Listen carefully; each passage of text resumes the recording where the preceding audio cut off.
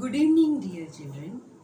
Today, in this video, I will teach you DNA fingerprinting. DNA fingerprinting अपने आप में एक बड़ी यूनिक टेक्निक है जिससे बहुत सारे जो केसेस हैं that is related with the murder, related with the paternal disputes, ये जो है वो सॉल्व किए जाते हैं। आपने देखा होगा generally we use to give the fingerprints. Aadhaar card में आपने देखा होगा, आपके मोबाइल्स में आपने देखा होगा, आप फिंगरप्रिंट्स के थ्रू इसको जो है वो ओपन करते हैं। ऐसा इसलिए क्योंकि सबके जो फिंगरप्रिंट्स होते हैं दे आर वेरी यूनिक। किसी का भी जो फिंगरप्रिंट है वो किसी से भी नहीं मिलता है।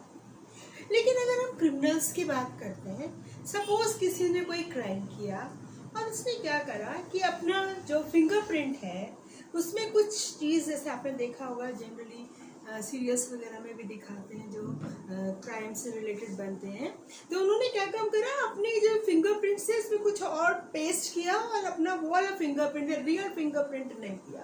तो क्या होगा, आप क्रिमिनल्स को नहीं पकड़ पाओगे। तो अब क्या हुआ कि इसके लिए, क्योंकि वो रिलायबल तो है लेकिन मैनिपुलेट हो सकता है, इसलिए एक नई टेक्निक आई है जिसे हम कहेंगे डीएनए फिंगरप्रिंटिंग। इसका दूसरा नाम है दैट इज डीएनए प्रोफाइलिंग और डीएनए टेस्टिंग। इस वीडियो में हम बात करेंगे कुछ की कॉन्सेप्ट्स की, ठीक है, जो यूज करते हैं हम इस डीएनए फिंगरप्रिंटिंग में। First of all, why we are using our DNA for the testing or profiling? Answer is very simple, because DNA is present in your each and every cell. आपकी जितनी भी sales है body की, चाहे वो somatic हो या वो जर्म सेल्स हो, सब में जो है वो डीएनए प्रेजेंट होता है।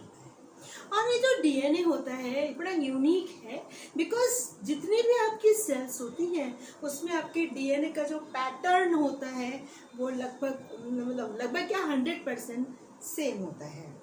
तो ना व्हाट हैपन, अगर आप ध्यान से समझें तो हम सब, चाहे वो अमेरिकन्स हो, इंडियंस हो, हमारे फ्रेंड्स हो, फैमिली मेम्बर्स हो, हमारे सिबलिंग्स हो, पेरेंट्स हो, रिलेटिव्स हो, तो जितने भी हैं we all are having 99.9% DNA that is similar. Means the base sequences की अगर हम बात करते हैं तो 99.9% जो बेस सिक्वेंसेस होते हैं among the human being is similar. I'm asking about the base pairs, okay? So these are the base pairs, means 99.9% of the base pairs, they are similar in all human beings. Now the difference is only 0.1%, and because of this 0.1% difference into the base pairs, we are quite unique, right? एक दूसरे से हम क्या हैं, अलग हैं, because of this 0.1% of the base pairs.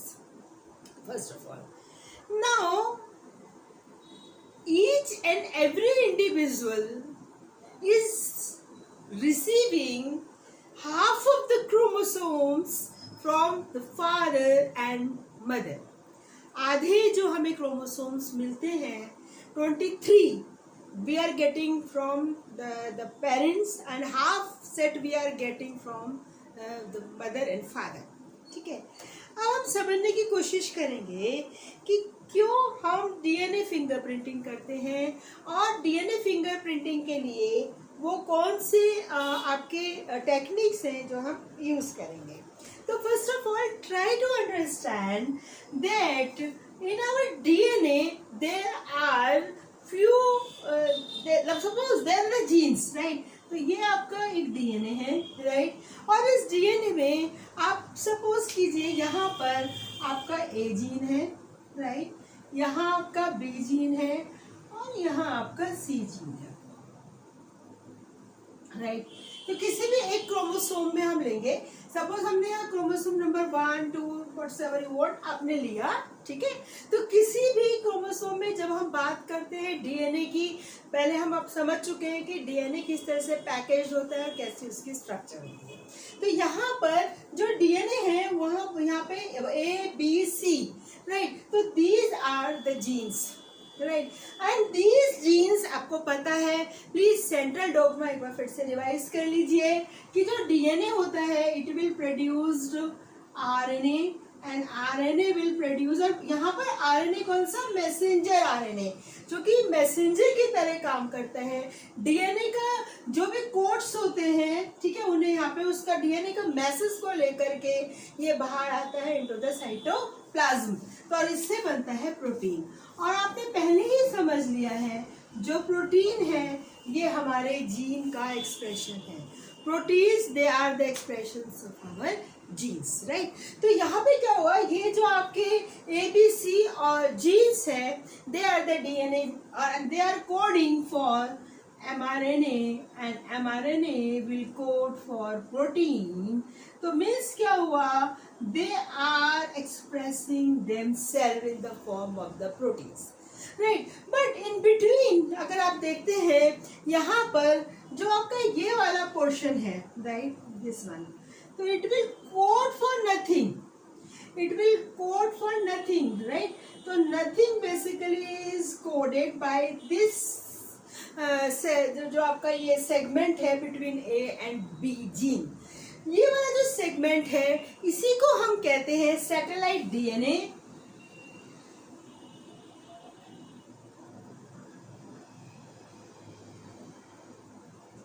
और इसी को हम कहते हैं रिपीटेटिव डीएनए।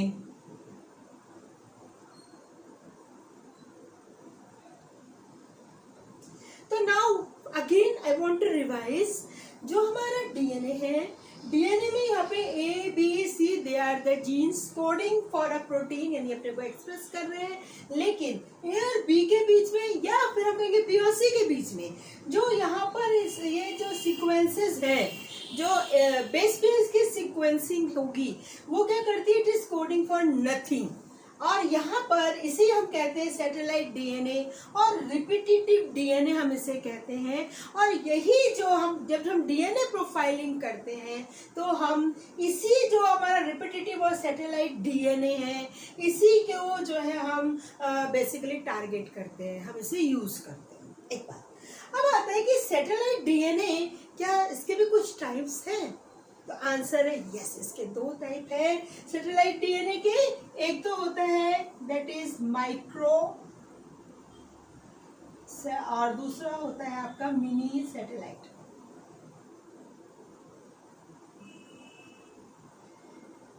तो यहाँ पर दो हो गए, mini and micro satellites, right. Mini and micro satellites वैसे तो दोनों ही यूज होते हैं डीएनए फिंगरप्रिंटिंग में, लेकिन अगर ऑफनली जनरली हम क्या कहेंगे, हम कहेंगे this is the mini satellite which is utilized for the DNA profiling और डीएनए फिंगरप्रिंटिंग, राइट।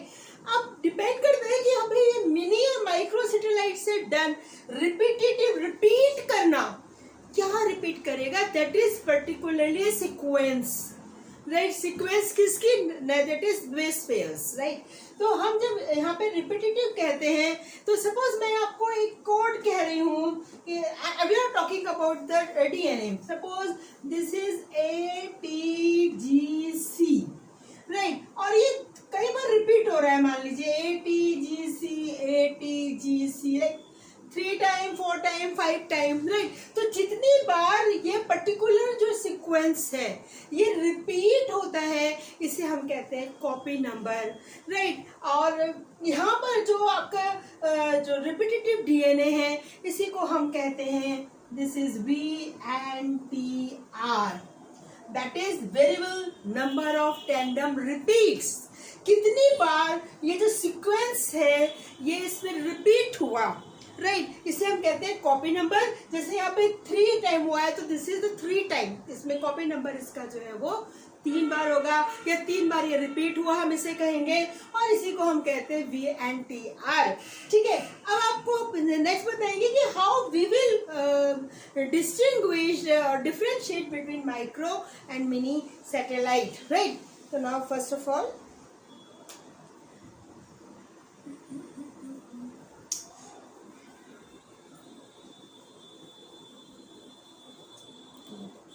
चल अब हम देखते हैं कि किस तरह से हम माइक्रो और मिनी को डिफरेंशिएट करेंगे। तो फर्स्ट ऑफ ऑल यहाँ पे हमें समझना पड़ेगा माइक्रो एंड मिनी।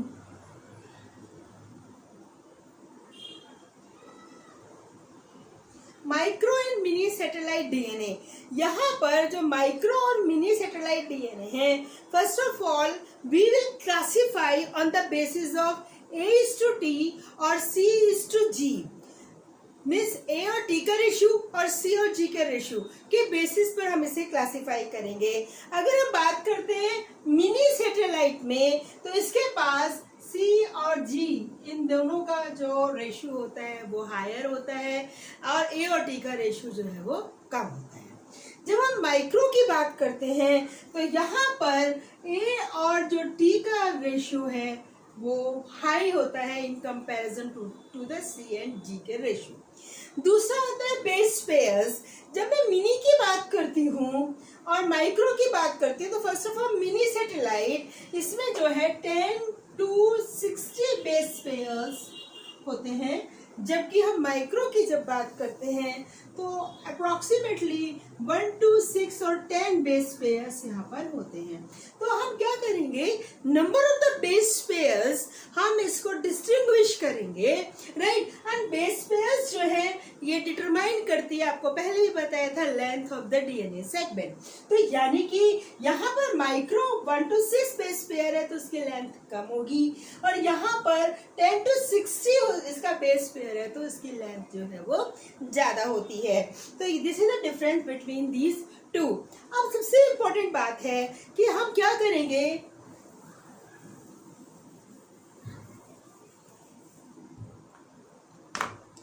देखिए यहाँ पर हम देखेंगे जो हमारा डीएनए है, एक तो होता है बल्क जीनोम और एक हमारा होता है रिपीटेटिव और सैटेलाइट डीएनए। मतलब एक तो कंप्लीट हो गया जो हमारा डीएनए है, ठीक है, that is coding for something, और एक हो गया जो कोड नहीं कर रहा है, जिसे हम सैटेलाइट और रिपीटेटिव डीएनए कहते हैं। इनको सेपरेट करने की जो टेक्निक होती है उसे हम कहते हैं डेंसिटी ग्रेडियंट टेक्निक। तो मीन्स हम क्या करेंगे, जब हम डेंसिटी ग्रेडियंट टेक्निक अप्लाई करेंगे, हमें जो है यहाँ पर 2 पीक्स मिलते हैं। एक पीक तो आपको मिलेगा ये, दिस इज हायर वन, और एक मिलेगा यहाँ पे दैट इज दिस वन। जो ये बल्क वाला है, हायर वन, जो पीक जो हमें मिला है, this is for your bulk genome, और जो आपको ये वाला मिला है, this is for repetitive DNA और सैटेलाइट डीएनए, जो हम किस में यूज करते हैं, डीएनए फिंगरप्रिंटिंग में यूज करते हैं। तो now I am repeating my words again. देखिए दिस इज द टेक्निक जिसे हम कहते हैं डेंसिटी ग्रेडियंट टेक्निक, यानी डेंसिटी के बेसिस पे, ठीक है। इसको हम क्या करते हैं, सेडिमेंट करते हैं, और यहाँ हमें 2 मिलते हैं। एक तो हो गया आपका बल्क जीनोम और एक होता है आपका रिपीटेटिव डीएनए और सैटेलाइट डीएनए। और ये रिपीटेटिव और सैटेलाइट डीएनए ही है जिसको हम यूज करते हैं, किसमें करते हैं, डीएनए फिंगरप्रिंटिंग में। अब एक क्वेश्चन आता है, एंड क्वेश्चन इज दिस कि हम इसको क्यों यूज करते हैं, why we are not using it, why we are using it. हम रिपीटेटिव डीएनए और सैटेलाइट डीएनए को ही डीएनए फिंगरप्रिंटिंग में क्यों यूज करते हैं। तो चलिए अब इसे समझने की कोशिश करते हैं। तो प्लीज एक आपसे रिक्वेस्ट है कि थोड़ा ध्यान से सुनिए, समझिए, क्योंकि एक ही बार समझना है बस, ठीक है। उसके बाद ये माइंड में बिल्कुल सेट हो जाएगा आपके। तो सबसे पहले हम बात करते हैं दैट इज पॉलीमॉर्फिज्म और डीएनए पॉलीमॉर्फिज्म। तो what do you mean by the polymorphism और डीएनए पॉलीमॉर्फिज्म।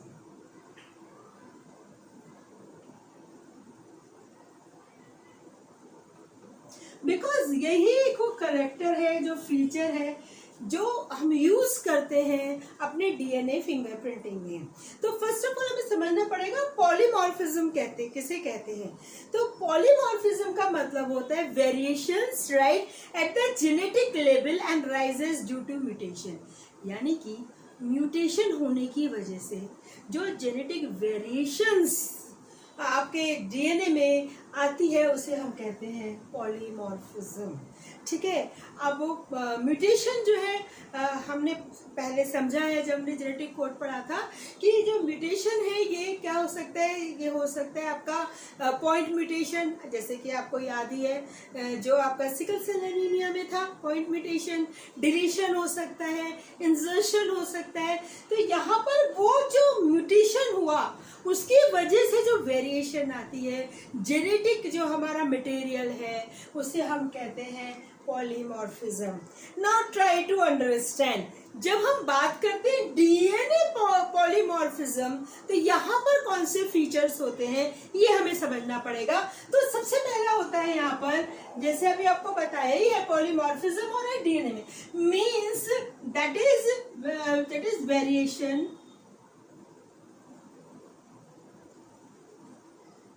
वेरिएशंस किस में हो रहे हैं, into the genetic material.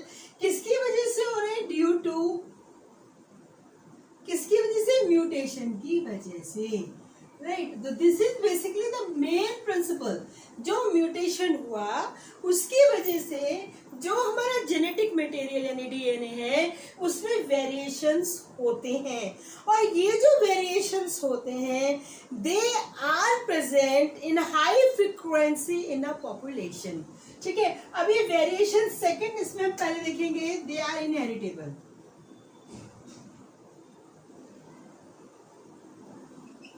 Means एक जेनरेशन से दूसरे जेनरेशन में ये पास ऑन हो जाएंगे।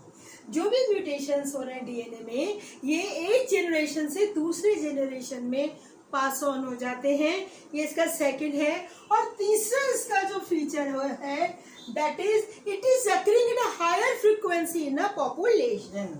ठीक है, occurring higher frequency in a population। तो ये तीन फीचर्स हैं, अगर ये तीनों फीचर्स अप्लाई हो रहे हैं तो हम इसे कहते हैं डीएनए पॉलीमॉर्फिज्म। अब हम समझने की कोशिश कीजिए, हम बात कर रहे हैं सैटेलाइट डीएनए की, हम बात कर रहे हैं रिपीटेटिव डीएनए की, और उस रिपीटेटिव डीएनए में जो म्यूटेशंस हो रहे हैं वो इनहेरिटेबल हैं, वो एक जेनरेशन से दूसरे जेनरेशन में ट्रांसफर हो रहा है, और जब वो हायर फ्रीक्वेंसी में पॉपुलेशन में मिलती है तो हम उसे कहते हैं डीएनए पॉलीमॉर्फिज्म। अब सबसे इम्पोर्टेंट बात है, ये जो सैटेलाइट डीएनए अपने को एक्सप्रेस तो कर ही नहीं रहा, इसलिए इमीडिएट इसका इफेक्ट हमें नहीं दिखाई पड़ता। लेकिन जब हम लॉन्ग टर्म की बात करते हैं तो हमें पता चलता है बेसिकली कि ये क्या है, this is basically a requirement for a evolution. जो इवोल्यूशन है उसका जो रिक्वायरमेंट है दैट इज द म्यूटेशन और डीएनए पॉलीमॉर्फिज्म। तो ये हमारा एक कॉन्सेप्ट आया। अब हम सेकंड कॉन्सेप्ट की बात करते हैं।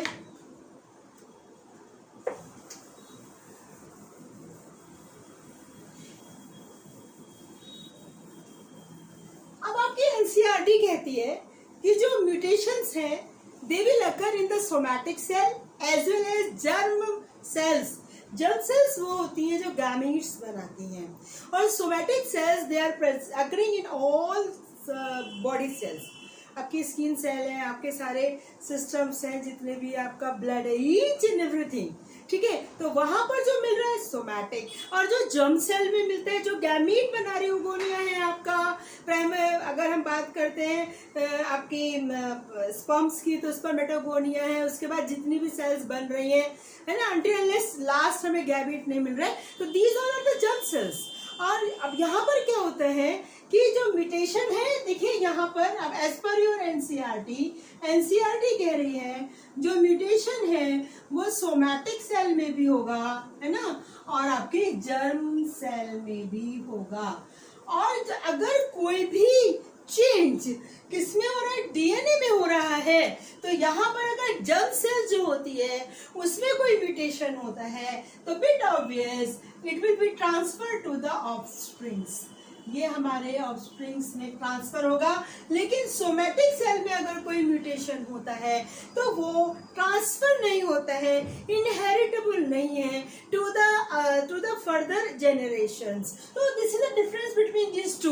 लेकिन यहाँ पे एक बात और भी कह रही है एनसीईआरटी का कहना है कि जो जर्म सेल में भी आपके चेंजेस हुए हैं, म्यूटेशंस हुए हैं, वो आपका जो जिसे कहते हैं ना ऑफस्प्रिंग प्रोड्यूसिंग और रिप्रोडक्शन की जो कैपेसिटी है उसको इफेक्ट नहीं करना चाहिए, क्योंकि जब रिप्रोडक्शन की जो कैपेसिटी को इफेक्ट नहीं करेगी तो जो सेक्सुअली रिप्रोड्यूसिंग ऑर्गेनिजम्स हैं they could pass these changes into their further generations. तो नाउ ट्राई टू अंडरस्टैंड यहाँ पर हमने क्या क्या समझा। डीएनए फिंगरप्रिंटिंग क्या है, जिसमें हम अपने डीएनए को लेकर के प्रोफाइलिंग करते हैं, ठीक है। दूसरा हमने समझा कि इसमें और हम क्या क्या देखते हैं। डीएनए में हमने देखा दो तरह के, non coding and coding. Coding जो होते हैं they are the genes coding for they are expressing themselves in form of the proteins.